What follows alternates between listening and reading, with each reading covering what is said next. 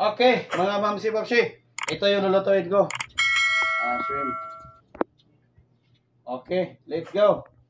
Ito yung mga sangkap ko. Sibuyas, bawang at saka itong hachal. Ito yung oyster sauce. At ito yung gagamitin kong pang gisa. Okay. Painit naman tayo ng kawali. Okay, tara. Mainit na itong kawali. Lagay ko na ito aking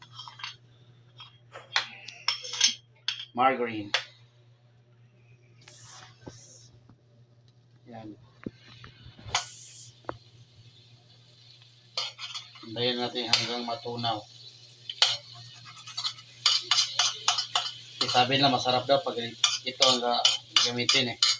Kaya susubukan ko rin.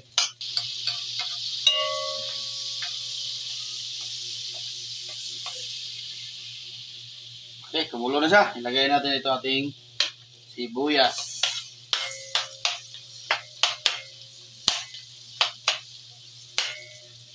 Sa margarine lang ginawa kong oil. Sabi daw nila masarap. So, lagay ko na ito ng bawang. Hintayin ko lang na lumabas ang kanyang aroma. Okay, ito na. Naluto na. Okay, lagay ko na ito ang aking shrimp.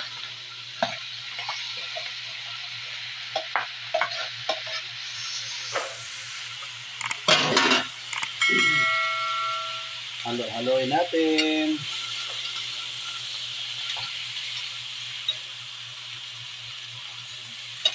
Ito na. Init.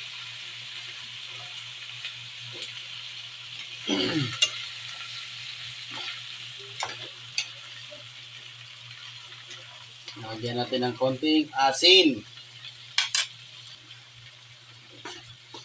Konti lang.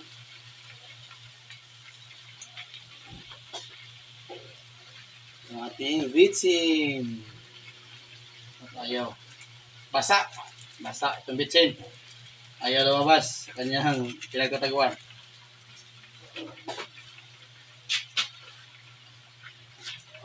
Okay, haluin natin.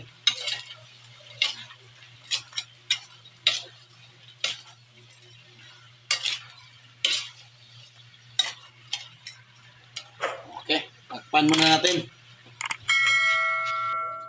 Okay ito, buksan natin. Tingnan natin. Okay. Yung iba, hindi pa napupula. Ano to? Ba't ayaw mapupula ng iba? Yung iba napula na, siya hindi pa. Pulan pa ito sa pagmamahal. Diba po sinali ito? Parang nalulunok.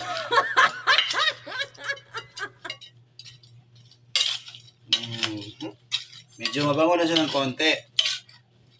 Hintayin pa natin. Hindi pa na ano itong iba eh. Ba't ayaw pang pumula? Takpan ko muna. Okay, tingnan natin. Kaya pala.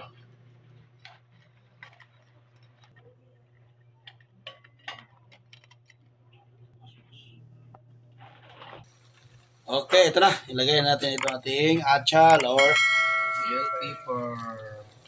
Mabango. Ilagay natin.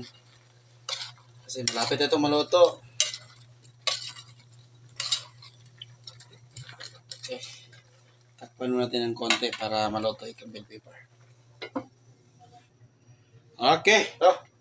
Ilagay natin ito ating oyster sauce. Okay.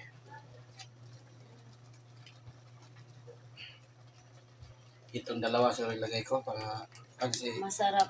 konti lang. Ito isa.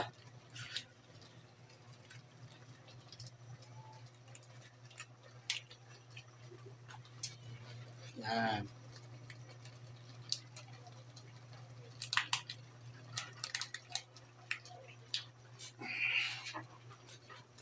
Ilagay natin.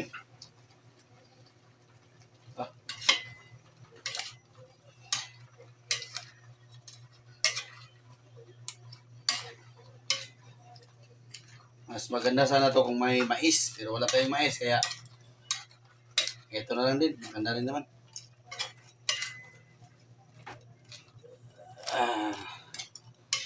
May mais. Pwede isa, ihalo. Pero wala tayong mais eh.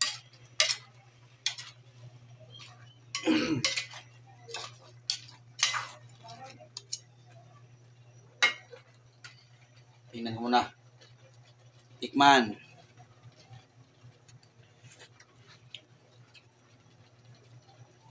Patigay po sa kasama ko. Sa aking cameraman. Masarap. Okay. Basta. Okay, maraming salamat sa panonood sa aking video.